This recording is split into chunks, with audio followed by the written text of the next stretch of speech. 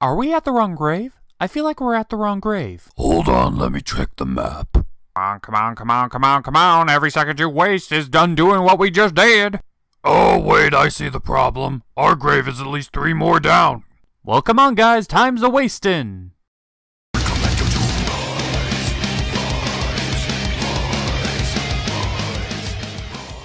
And now, let us do Equestria Girls. The movie opens up with the main 6 going to the Crystal Empire as Twilight is unsure about her new princess status and her wings. But there's no time to worry about that now, as Princess Celestia has some vital information that she needs to share to them. She tells them all to go to bed. Well, I guess the information wasn't that important. And when you really think about it, this whole scene doesn't make sense. Why are they all meeting in the Crystal Empire? What was the meeting even about anyway?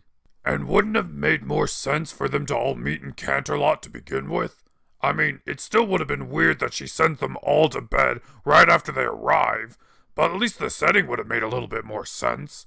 Instead of traveling all the way to the Crystal Empire, they could have just met very much closer. I think we need to play this clip a little early. I have so many questions! And when we need to play that clip this early in the movie, we're gonna be in for a bad time. Well, as Twilight is fighting her wing boners, a mysterious individual sneaks into the castle and steals Twilight's element of harmony. But fortunately, Twilight catches her in mid-act and goes into pursuit. In the scuffle, she drops the crown and enters into a magic mirror, and we see our antagonist jump in after it.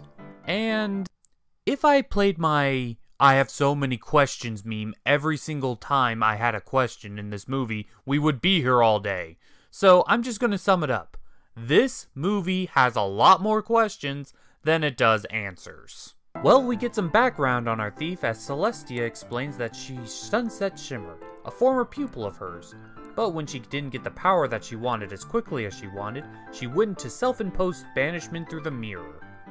And apparently she only returned to steal Twilight's crown for some odd reason, but there's no question she has to get it back. And she has a time limit, only 3 moons before it closes again.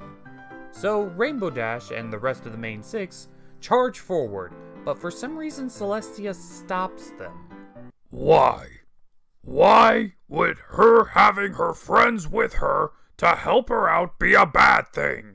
I feel like you know something, ma'am, as if you've been to this world before. Come on, spill! What aren't you telling us? Well, there's no time to worry about that, as Twilight runs through the mirror, and Spike, surprisingly, jumps in after her. Wait, why is it surprisingly that Spike jumps after her? Oh, it's not surprising us, it's surprising everybody else. Oh, okay. So then, are we going in? Well, that's where the plot is. I don't know, what would happen to us if we go through there? Perhaps we should put it to a vote. All in favor, say arg. Wait, where's Gent and Commando? Oh, Jesus Christ. So Twilight and Spike are on the other side of the portal, and right away they notice some weird changes that happen to their bodies. And no, I'm not talking about puberty. Wait, why didn't we change? Because, Commando, I am an Animaniac. I am not a pony, I am not a dragon, I'm not equestrian in general, I am an Animaniac. And Animaniacs and humans have been shown to live side by side for years, and I'm not breaking my own continuity to keep this movie's continuity intact. Well, as Twilight gets used to her new body as well as no magical powers, she finds her way into a school, and after the hustle and bustle, we find everyone's favorite character, Flash Sentry. Well, if you're going to hurt him, do it now. Why? Well, isn't it the stereotype that Flash Sentry must be punished? I don't really have a problem with him. Do you have a problem with him? I don't have a problem with him, but the fandom seems to have a problem with him. Nope, I don't have a problem with him. If I had a problem with anything, is that we spend most of the movie in this school. Yeah, that kind of takes away from the whole new world experience if most of the world we see is only in this locker room hallway. So by that logic, we should beat up these lockers! I'll teach you to be too small for all my shit! And not opening up for us even though we dialed in the combination correctly 3 times! Alright, next target is the classrooms. before we do that, do you hear music playing? So it cuts to Twilight trying to figure out the school while Strange New World plays in the background. But then she finds Sunset Shimmer as she's confronting Fluttershy. Oh, hey, Fluttershy! You managed to follow us through the portal too. Actually, I think that's a Fluttershy from this dimension. Squeeze me? Well, Celestia did say that the cosmic balance would be upset if all of the main six were to go to the portal. So she must have known that this was on the other side, right? It's the only thing that makes sense from all that. It makes about as much sense as Sunset not being able to recognize Twilight even though she just saw her not 2 minutes ago. And Fluttershy is at least very helpful. She tells her exactly where the crown is. Principal Celestia's got it. Well, Principal Celestia informs Twilight that the only way she's gonna see that crown again is if she enters the fall formal to become princess. Wait, why isn't there a prince? Squeeze me again? She says that the students select a princess to represent them in the fall formal. But why isn't there a prince to represent them? If they're excluding the entire male half of the school, that seems kind of sexist of Celestia to allow that. Okay, let's keep the political shit out of our videos. What, I just thought I'd bring that up. So Twilight enlists the help of Fluttershy in order to help her to become princess. But Fluttershy says it's a bad idea since she would be not only running against Sunset Shimmer, but she would also have to convince the entire school to vote for her. Which is also technically inaccurate, since she would only need about 51% of the votes. And if Sunset Shimmer is as bad as everybody keeps saying she is, she should be able to accumulate those votes no problem. What did I just say about the political shit? Not in my videos. Hey, we're talking about voting here. We need to get our facts straight. So after running into the official party planner Pinkie Pie, Twilight is all signed up into the running of Princess of the Fall Formal. But competition makes Sunset angry. So she tries to use intimidation tactics in order to get Twilight to drop out of the running. But if it was on Fluttershy, that might have worked. But Twilight is a strong pony. So she goes for plan B, sabotage. You know, I just realized I'm kind of bored. Why am I bored? Because nothing eventful is happening. So far, this movie has been nothing but brony callouts and random cameos. Hell, even the scene with Trixie was funny, but really kind of just padding. I think padding might be the wrong word there. Heck, even I thought that the scene with the CMC was way funnier than the Trixie scene. It's a perfect parody of YouTube. Except the comments are a little bit more tame.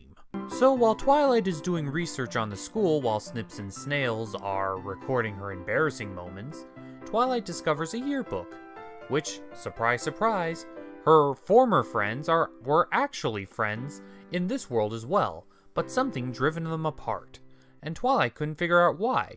But that's nothing a good night's sleep couldn't cure. I'm not entirely sure I'm okay with sleeping in a library.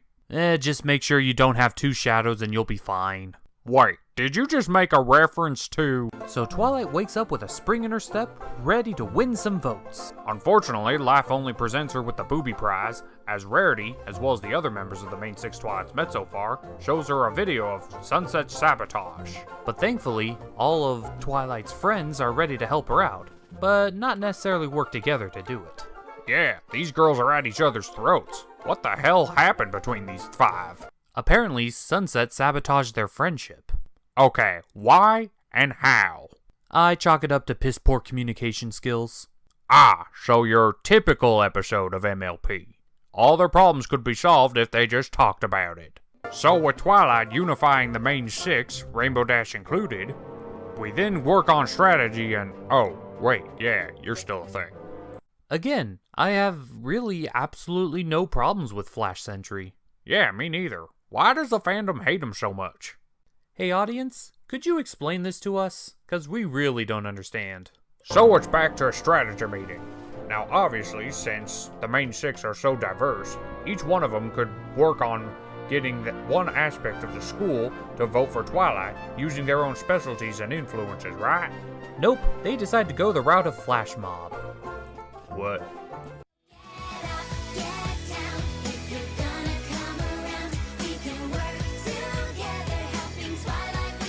You know, I really can't even be mad at the song. It's a really catchy song.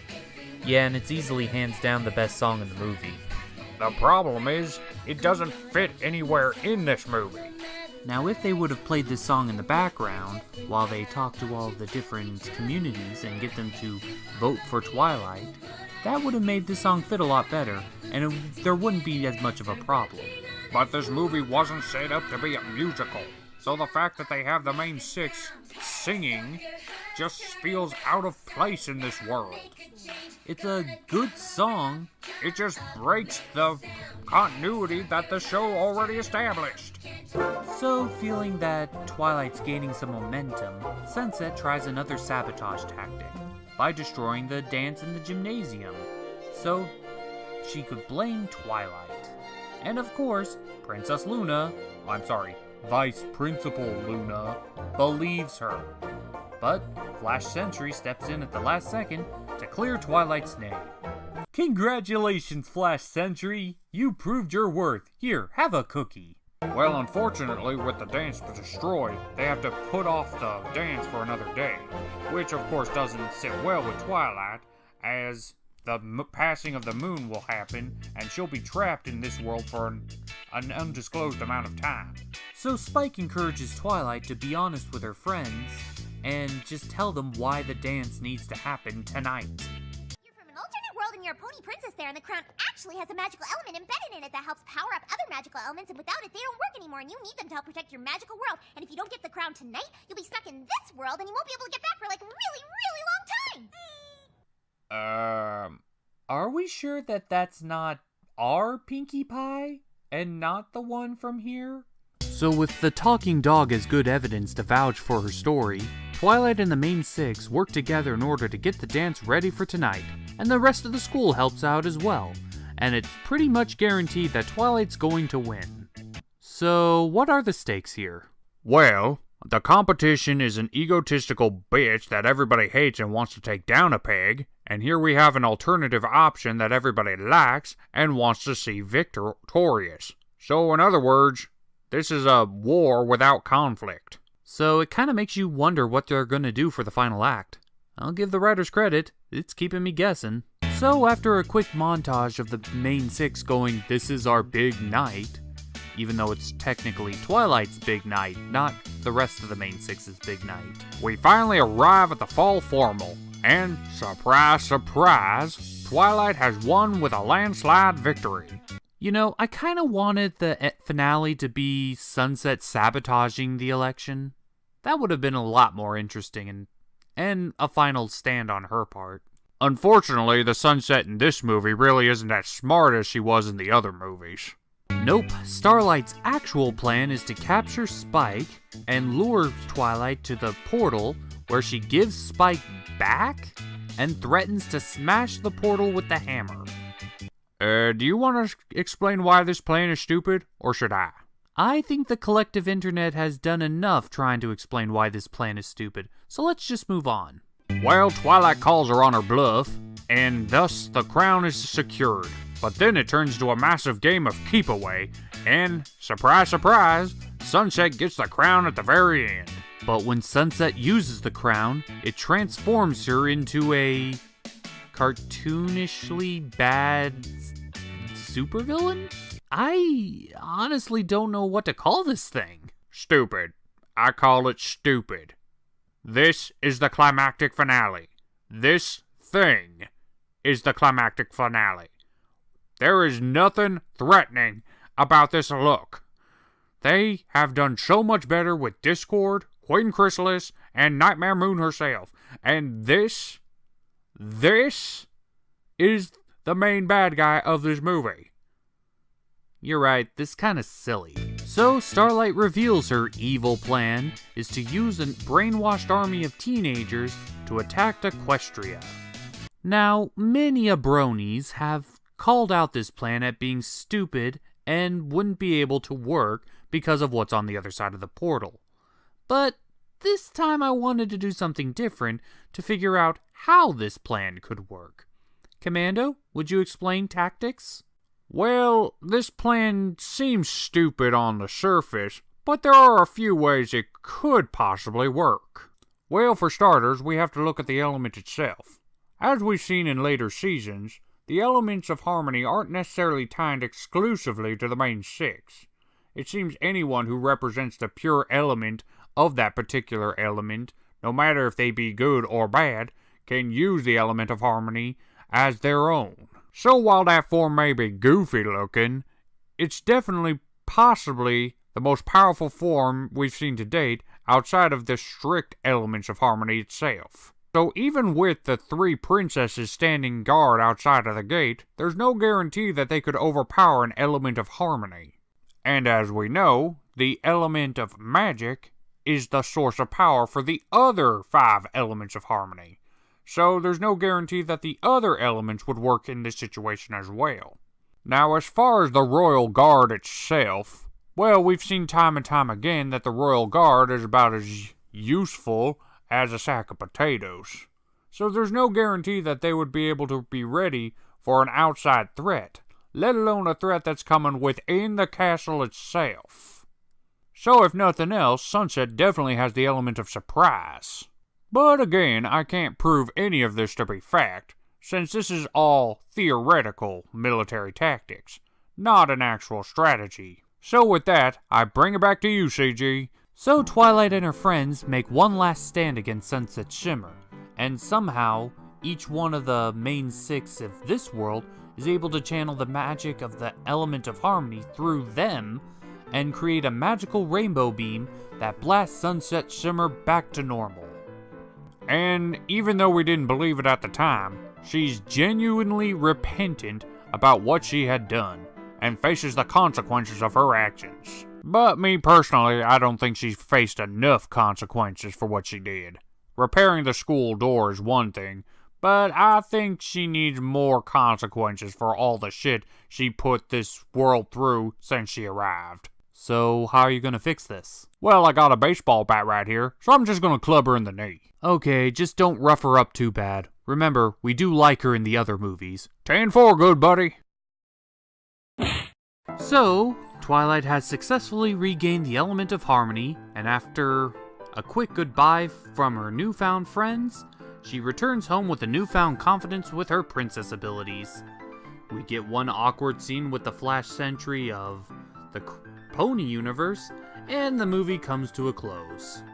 And that was the most reckless thing you guys have ever done. Going to a whole other universe without even thinking about the consequences of your actions.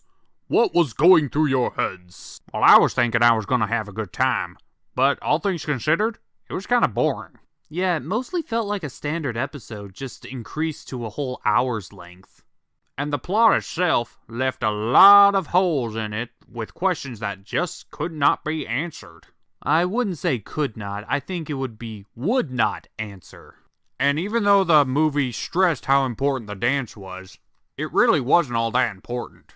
It was the crown itself, which was the equivalent of a tactical nuke, that was important. Although I did like the fact that Twilight gained some confidence in her princess abilities in this episode, which might have led to the Season 4 opener. I don't know. I mean, is Equestria Girls really canon to the franchise? That's a debate for the audience. So what do you think? Do you think Equestria Girls should be made canon for the franchise? And also, do you think that one bad movie is enough to justify all the good movies that we got from Equestria Girls franchise? Let us know in the comments below. Until then, we're the Cartoon Gentlemen, and we brought organized chaos through Vintage Kings.